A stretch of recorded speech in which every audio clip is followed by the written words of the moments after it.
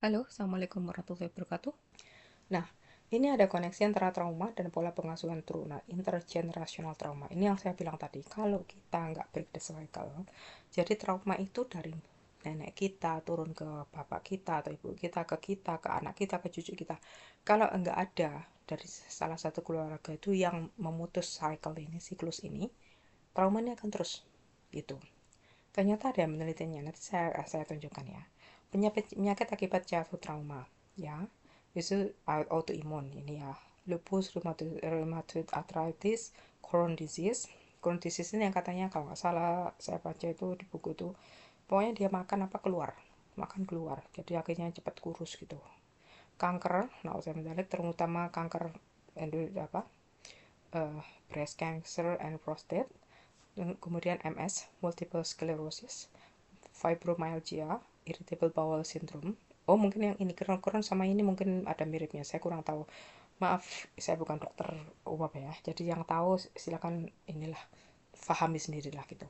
Migrain kronis, depresi berat, gangguan kecemasan, gangguan makan, anoreksia, bulimia, addiction, narkoba, alkohol, makanan, belanja dan sebagainya.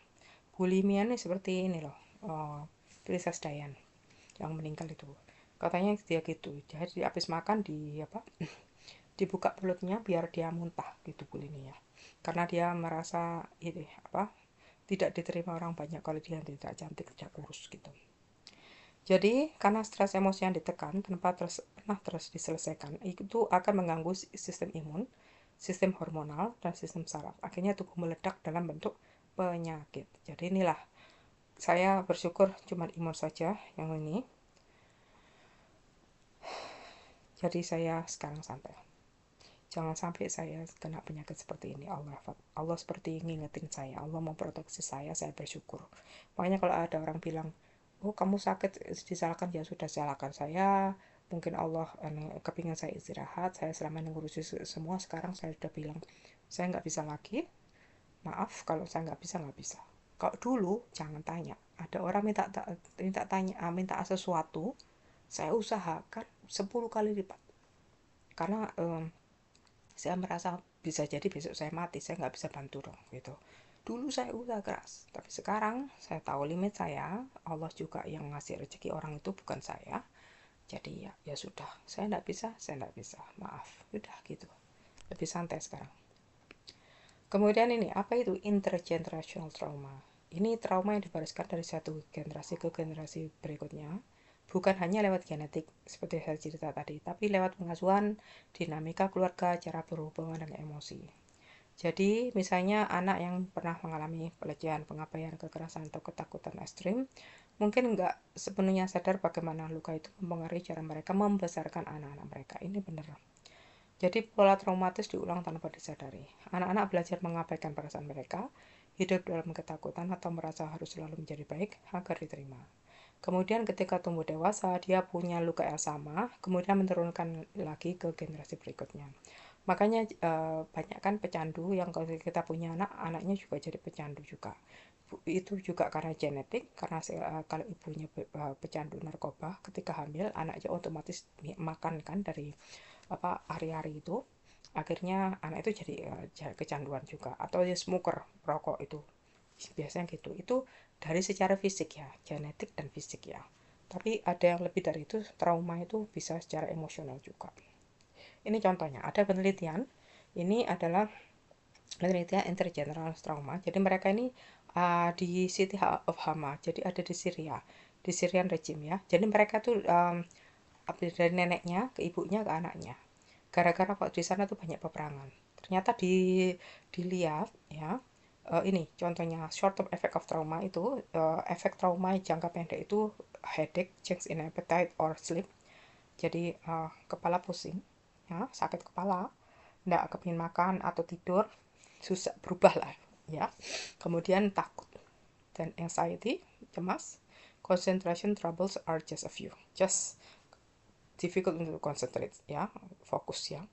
Nah, ternyata ini diturunkan secara genetik, namanya disebut epigenetik, yaitu emosi itu masuk ke genetik, ke DNA kita, diturunkan ke anak cucu kita. Jadi ini Ini diteliti, jadi stres waktu hamil, kalau jidanya, apa neneknya ini, stres waktu hamil, itu turun ke ibunya ini, anaknya, turun lagi ke cucunya. Ini ada penelitian beneran ini, ya. Jadi hati-hati ya. Nah sebaliknya saya tidak nemu di sini, saya pernah baca itu. Sebaliknya gini, kalau neneknya itu dalam keadaan stressful, dia bisa membawa diri menjadi tipe B yang tadi saya bilang tadi. Mana tadi? Tipe B ini, kalau neneknya itu tipe B, ya, ketika dalam keadaan stres, anaknya itu sama cucunya itu bisa tidak gampang stres juga. Itu penelitian lain saya tidak temu waktu itu, untuk presentasi ini saya tidak temu, tapi saya pernah baca. Itu kenapa penting, karena waktu itu nenek saya dulunya tuh anak suaminya orang kaya sekali zamannya Belanda, sampai katanya tuh punya, zaman dulu sudah punya mobil taksi. Jadi apa, banyak banyak mobil disewa-sewakan taksi gitu. Itu zaman itu kan ada mobil aja mahal kan zaman itu. Kemudian apa namanya, katanya kudanya itu bisa nari. Itu ceritanya nenek saya turun temurun ya. Kemudian pada zaman perang itu apa, diambil PKI kalau nggak salah. Rumahnya kan besar, itu diambil sama PKI atau apa, orang-orang dibunuh semua gitu, lari semua. Sampai tetangganya itu, katanya nenek saya, dia cerita, tetanggaku tuh jadi gila, dia bawa apa namanya, bawa bantal, dia bilang ini hartaku, bantalnya dibawa ke sana sini gitu. Nah nenek saya tuh bisa bertahan secara emosional karena dia punya iman yang kuat. Akhirnya saya pikir, oh itu sebabnya. Jadi nenek saya tuh karena imannya kuat, sama tuh meninggal tua.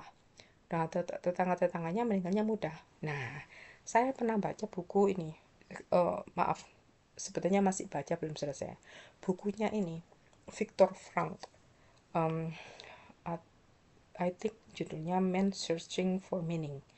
Itu dia juga gitu, zamannya perang dunia dulu, dan dia orang Yahudi kan, dia ditawan, ya. Kemudian dia ini psikolog kan, dia melihat orang-orang tawanan yang tidak ini ya, di gas chamber dan sebagainya ya, itu tawanan yang dikumpulkan itu akhirnya tidak punya harapan untuk hidup, akhirnya mati pelan-pelan. Sedangkan dia punya harapan hidup untuk ketemu istrinya lagi dan sebagainya. Kemudian punya visi, nanti kalau aku selesai ini aku mau bikin kuliah dan sebagainya. Akhirnya dia bertahan hidup. Jadi dia menyimpulkan kalau apa namanya, orang-orang yang di dalam tahanan tadi itu mereka cepat mati gara-gara tidak punya apa namanya, tidak punya harapan hidup lagi. Nah ini ada hubungannya dengan ini ya, maternal stars ini. Ini kan zamannya perang juga gitu. Jadi mereka masih hidup. Mungkin karena ada keinginan untuk hidup, membesarkan anaknya, cucunya ya. Mereka masih hidup, tapi stresnya tuh kebawa ke anak gitu. Nah, contoh sederhana intergenerational trauma. Orang tua mengalami penolakan di masa kecil. Akhirnya dia dingin secara emosional. Kalau orang tua pernah disalahkan terus-menerus, dia suka mengkritik dan menuntut anak-anaknya. Orang tua yang tidak pernah diajarkan mengelola emosi, dia juga tidak bisa membantu anaknya memahami dan mengatur perasaan mereka. Ini contoh ya. Tidak semua orang seperti ini. Ada orang yang mengalami pengalaman masa kecil, akhirnya dia justru baik sama anaknya. Gitu. Kalau disalahkan terus-menerus, dia nggak mengkritik karena dia tahu rasanya sakit dikritik ya. Jadi dia tambah membimbing anaknya. Jadi bukan karena niat jahat ya. Kadang orang tua berpikir mereka sedang melindungi anak dengan membesarkan mereka seperti itu, padahal itu adalah luka lama yang terus diwariskan gitu. Pengaruhnya apa? Anak tumbuh tidak percaya terhadap dunia atau diri sendiri. Anak harus memendam emosi untuk bertahan. Anak mengembangkan strategi coping tidak sehat, menjadi people pleasing seperti saya, kecanduan, perfeksionisme, kemarahan, disosiasi. Mereka membawa luka ini ke dalam hubungan dewasa, kepercayaan diri, dan bahkan kesehatan fisik. Kabar baiknya, pola ini bisa diputuskan. Saya bilang kan, we can break the cycle. Kita putuskan siklusnya dengan kesadaran, penyembuhan diri, dan perubahan pola pengasuhan. Seseorang bisa menghentikan siklus trauma secara turun-temurun. Kuncinya adalah kenali trauma itu. Makanya bagus. Akhirnya saya jadi sadar, oh, saya sakit ini ternyata ada trauma. Ya, mungkin dari masa kecil sampai dewasa. Akhirnya saya dikasih tahu Allah, Sekarang saya mengenali trauma itu, kemudian merasakan dan memproses emosi dengan aman, menciptakan hubungan aman dengan diri sendiri dan orang lain. Itu penting sekali. Kalau Anda pernah merasa sini, dari 60 karakteristik tadi, coba dipikirkan. Kalau ada, ya ada, aduh, jangan merasa bersalah. Itu bukan salah kita. Itu ujian buat kita. Allah menguji setiap hambanya kok. Semakin kita diuji, berarti kita disayang. Dan kalau kita diuji, itu bukan di luar kemampuan kita. Allah tidak akan menguji kita di luar kemampuan kita kan. Berarti kita mampu. Nah, bagaimana kita mengatasinya? Kenali tadi, trauma tadi, rasakan dan proses emosi dengan aman. Kemudian kita memperbaiki diri. Jadi, trauma pada orang tua itu bisa memberi pengolah pengasuhan yang tidak bagus, ya, kemudian menyebabkan luka emosional pada anak. Strategi copingnya tidak sehat, ya. Ini people pleasing, marah berlebihan, disosiasi. Dewasa, ketika anaknya dewasa, dia punya trauma yang belum sembuh, kemudian mengulangi pola pada anak sendiri kalau tidak disadari.